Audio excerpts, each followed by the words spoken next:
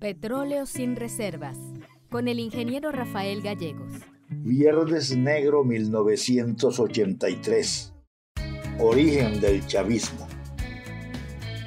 El Viernes Negro, 18 de febrero de 1983, fue el primer día de un proceso de devaluación de la moneda que no ha parado en 40 años.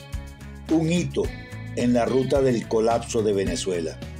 En apenas una década, 1973-83, nuestro país pasó de inmensos ingresos petroleros a la gigantesca deuda y a la devaluación, que se reflejó paulatinamente en un incremento de la pobreza hasta 60%, desmoralizó al país y agotó las esperanzas de los venezolanos.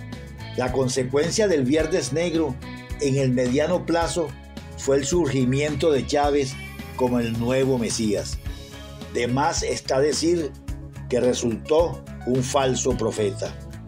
Tal vez el título de esta crónica puede parecer un poco forzado, pero la historia es un hilo que puede llevar el origen de las cosas a tiempos muy remotos. Ya lo dijo el Libertador en Angostura. ¿Queréis conocer los autores de los acontecimientos pasados y del orden actual? Consultad los anales de España, de América, de Venezuela. Examinad las leyes de Indias. Es decir, seguramente los orígenes del chavismo están en las leyes de Indias o hasta más atrás. Sin embargo, el Viernes Negro es un hito que refleja la caída de un modelo que dio paso al chavismo. Aquellos vientos trajeron estos lodos. Se administró la abundancia con criterio de abundancia. La guerra del Yom Kippur en 1973 devino en un alza abrupta de los precios del petróleo, desde 3 a 12 dólares. Esto se reflejó en la triplicación del presupuesto de 1974. El primer año de gobierno de Carlos Andrés Pérez dispuso de 42.000 millones de bolívares contra 14.000 del último año de Caldera. Comenzaba la Gran Venezuela. Los abundantes ingresos petroleros sobrepasaban la capacidad de administración del gobierno. Juan Pablo Pérez Alfonso, preocupado, expresó que tantas divisas iban a intoxicar al país. Formuló su efecto Venezuela. Lo ejemplificó con un indigente que se ganara el premio mayor de la lotería, comenzara a comer 7 veces al día y se descompensara. Dijo que a Venezuela, con tan cuantiosos ingresos, le iba a pasar algo similar. Se iba a indigestar de divisas y que esa descompensación iba a ser conocida como efecto Venezuela. Juan Pablo Pérez Alfonso propuso: hay que recordar que en ese momento se creía que el petróleo se agotaría en 20 años. Propuso disminuir la producción hasta 1 millón de barriles diarios. Pensaba que así no se indigestaría el país y que el petróleo se revalorizaría en el subsuelo. Carlos Andrés Pérez, en línea con ese planteamiento, creó el Fondo de Inversiones de Venezuela, FIB, para represar los excedentes. Sin embargo, al final de su periodo, no solo gastaron los ingresos, sino que el país se endeudó al punto que el siguiente presidente, Luis Herrera Campins, en su discurso inaugural dijo: recibo una Venezuela hipotecada. A pesar de los importantes logros del primer gobierno de Carlos Andrés Pérez, hubo fallas fundamentales. El mismo presidente las explicó en una autocrítica posterior.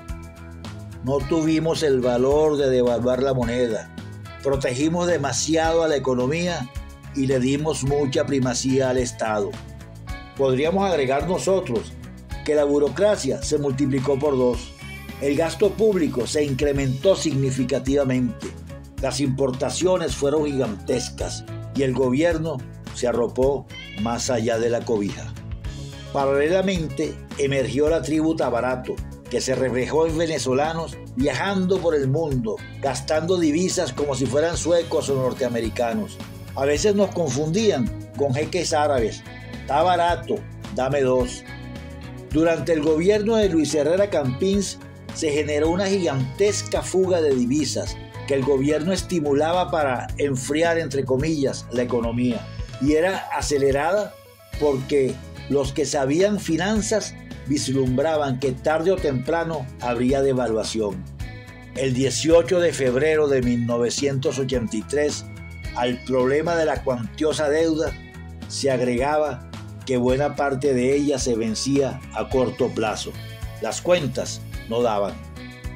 También hay que enfatizar que, a lo largo de la República Civil, desde 1958, los distintos gobiernos no hicieron esfuerzos por devaluar la moneda para fomentar las exportaciones, limitaron las libertades económicas, protegieron en exceso a los empresarios, no descentralizaron al país y generaron el petroestado. Ese modelo comenzó a derrumbarse el Viernes Negro. En apenas 10 años, el país pasó del superávit a la deuda, a la devaluación, a la inflación. El país entró en plena decadencia. Luego apareció Chávez el 4 de febrero. La mesa estaba servida. Hay que aclarar que el chavismo no surgió por generación espontánea. La destrucción de la revolución ha sido tal que en Venezuela contrastan las mayores reservas de hidrocarburos, según el gobierno, con el menor poder adquisitivo de América. Todo un antimilagro que no comentaremos más por hoy, ya que la idea no es contarle cuentos a usted que tanto padece esta historia. ¿Qué podemos hacer? El futuro. Hoy sufrimos un país desmantelado que es urgente recuperar. Es importante conocer la causa de lo que nos acontece, o sea, analizar nuestra historia para no repetir errores. Que no suceda que ganemos las elecciones, no sepamos qué hacer con el país y luego repitamos las derrotas de Argentina, Bolivia o la misma Nicaragua en su momento. El próximo modelo que vendrá, y para eso luchamos, debe contemplar libertades económicas, mínimo rol productor del Estado y máximo rol en educación, servicios, infraestructura, etc. Economía competitiva, gerencia social para atender la creciente marginalidad y, sobre todo, la implantación de una sociedad democrática. Por cierto, ¿qué están esperando los dirigentes opositores para un acuerdo nacional? No hacerlo es asfaltar la ruta de Maduro hasta el 2030. Es hora de capitalizar el descontento nacional. Urgen estadistas.